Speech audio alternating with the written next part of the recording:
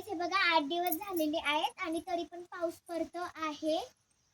आणि हे बघा नांगरलेलं आणि त्याला उन्हाची गरज होती. आता पाणी पाऊस आला म्हणून आहे ना ते माती आहे ना खाली जमीन ती अशी सरकली म्हणजे पावसानं. हे बघा कसा पाऊस पडते आणि हे बघा मी अम्ब्रेला घेऊन कशी आणि हे बघा कसं डोंगर वातावरण तर सुंदर आहे. हे बघा इथे टेम्पो आलेला आहे आणि तो कुठे जात आहे.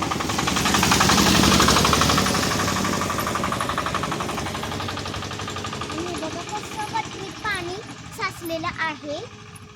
असला पाऊस पडतो आमच्याकडे वारा सुटलेला. हे बघा कसं हे बघा इथं पण बघा कसं झालंय मातीला जमीनच खाली झाली ना पाण्यामुळे मातीची. व्हिडिओ आवडला असेल तर लाईक करा, शेअर करा, सबस्क्राईब करा. धन्यवाद.